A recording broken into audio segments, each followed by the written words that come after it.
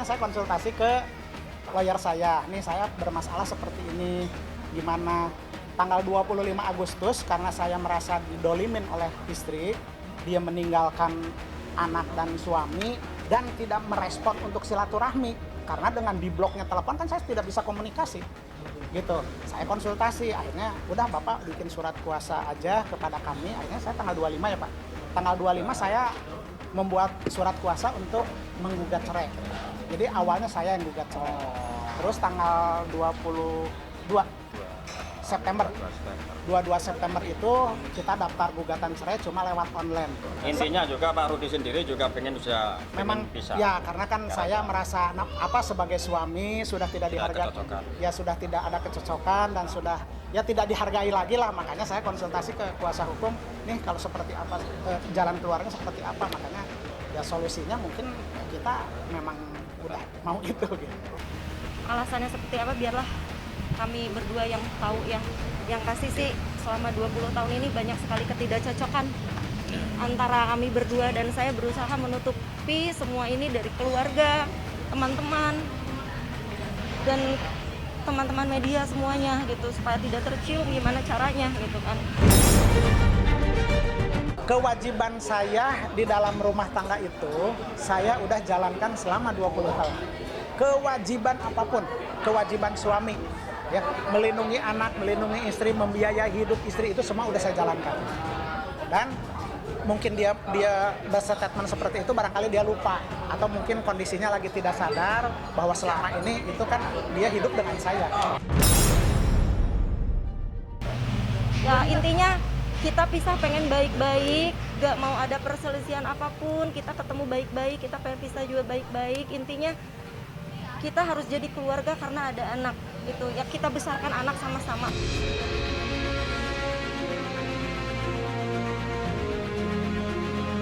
Pada pertama kali izin saya nggak ngizinin, tapi karena dia merengek, terus dia bilang ini demi karir dan segala macam, akhirnya saya izin, selalu izin, sekalipun itu memakai perdebatan. Ya, karena perdebatan itu kan kadang-kadang tidak sesuai dengan hati saya dengan hati dia kan beda.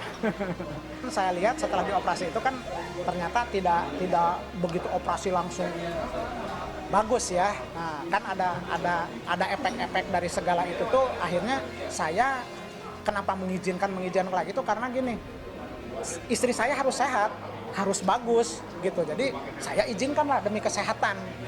Itu demi karirnya gitu. Ya, demi karirnya, karena dia disuruh berhenti beberapa kali sama saya jadi penyanyi, ternyata dia bilang saya nggak bisa berhenti karena memang saya hobi nyanyi. Sudah begitu saya butuh uang untuk membantu keluarga. Jadi bukan untuk membantu rumah tangga. Masalah uang itu bisa dicari, Mas. Ya, namanya uang berapapun besarnya itu bisa dicari. Jadi bukan inti dari itu, bukan karena biaya. Setiap mau melakukan apa-apa itu kan kita selalu rundingan, ya. Mau operasi begini-begini, sempat saya itu kan melarangnya lah. Intinya suami itu saya melarang, hanya dia memaksa. Nah, kalau untuk memaksa itu kan kita tahu kalau untuk begini itu biayanya berapa. Pasti ada angka dong. Angka itu ada nggak? Nah, kalau memang ada, kita lakukan. Nah, kalau keinginan teknita kayak contohnya kayak operasi lah, itu memang hasil dari nyanyi sebagian, tapi hasil dari saya pun ada. Rinciannya ada, karena yang bayar ke dokter, bayar kemana-mana itu kan saya. Saya punya bukti sampai sekarang masih disimpan. Saya sih orangnya lempeng-lempeng aja, terserah orang mau bicara apa tentang saya ikhlas-ikhlas aja, mau dihujat, mau dihina, mau dicibir silahkan, saya juga punya hak untuk kebahagiaan saya, untuk kehidupan saya, dan masyarakat juga punya hak untuk menilai. Silahkan aja lah, terserah mau menilai saya seperti apa. Yang penting saya di sini tidak munafik jadi orang. Kalau kebanyakan orang operasi plastik itu kan menutupi karena itu adalah aib, karena itu adalah dosa gitu. Kalau saya karena perubahannya sangat drastis banget gitu.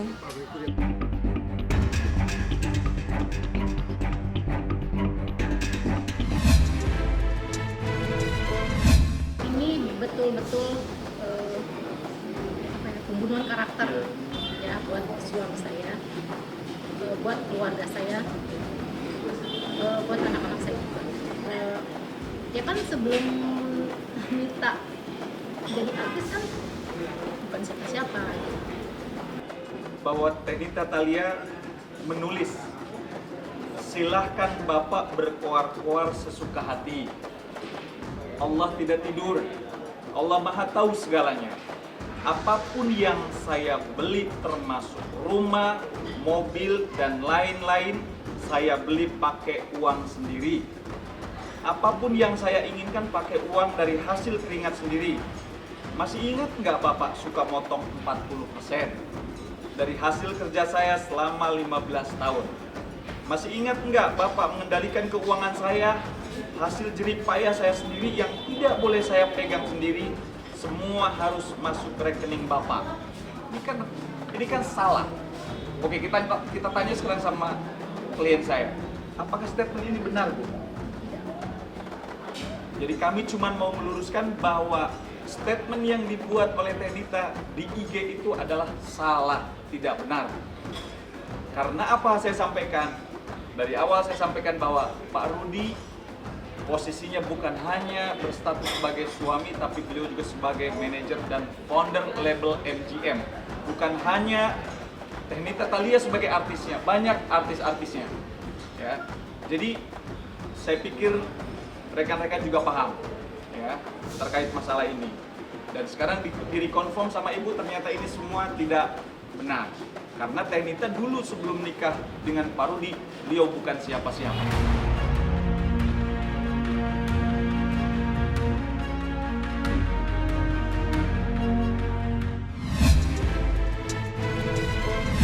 Duitnya Nita juga pasti dipakai buat biayai bini pertamanya. Ya, Itu yang sangat memukul perasaan. ya, itu yang bikin sakit hati, merusak harga diri, kehormatan keluarga. Bahwa saya mewakili klien saya Ibu Atin ya dan keluarga besar dalam hal ini memberikan somasi terbuka kepada saudara Seni Amelia ya yang telah berstatement di IG-nya dengan mengomentari dengan merekonfirm bahwa apa yang ditulis oleh Teh Nita Thalia itu adalah benar. Padahal fakta yang sebenarnya itu adalah tidak benar. Maka kami mewakili klien kami akan mengambil langkah hukum yang tegas. Setelah somasi 1 terbuka, somasi 2 terbuka tidak ada respon, maka sore ini kita akan membuat laporan di Mabes Polri, cybercrime ya. Jadi Seni telah mencederai, melukai kehormatan klien kami dan keluarga besar dengan menyebut kata-kata bahwa menuliskan di IG-nya uang yang didapat oleh artis Nita Thalia itu dinikmatin oleh istri pertama. Saya garis bawahi, uang yang didapat oleh Nita Thalia untuk menghidupi istri pertama itu salah besar. Karena apa? Sebelum menikah dengan Nita Thalia pun klien kami sudah berkecukupan. Ya, karena Pak Rudi adalah seorang pengusaha, beliau juga seorang konsultan pajak. Jadi rasanya tidak mungkin kalau mendapatkan uang hanya dari hasil nyanyinya Nita Thalia.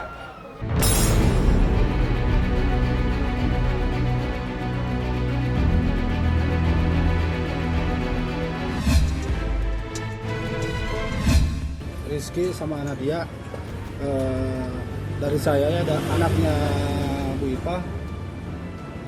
Saya pengen Rizky sama Nadia bisa ketemu langsung sama Bu Ipa gitu. Coba ajak ketemu, ngobrol secara langsung apa sih sebenarnya yang terjadi. Jangan digantung seperti ini, tidak ada klarifikasi sama sekali. Insya Allah kalau Nadia sama Rizky angkat bicara, pasti masalah ini beres. Ya, mungkin Rizky sama Nadia bisa waras sama keluarga angkatnya, mencoba datang ke keluarga kandungnya Nadia. Kalau itu udahlah ya, mungkin Udah nggak usah dibahas. Mungkin udah kelar juga sih. Dan nggak ada juga yang dipermasalahin juga. Mending sekarang mah hobi terus produktivitas Ikido aja. Doain aja yang terbaik. Nggak usah dibahas lah. Nggak usah dibahas. Nggak penting juga kan dan nggak apa ya. Udahlah, no comment aja. Udahlah nggak usah dibahas juga kalau ini mah. Udah biarin aja. Dan nggak apa ya no comment aja lah. Udah ntar jadi itu panjang lagi.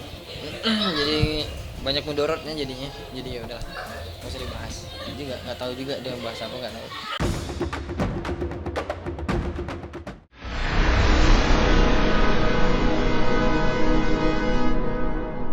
Jadi jangan lupa untuk subscribe Cumi Cumi.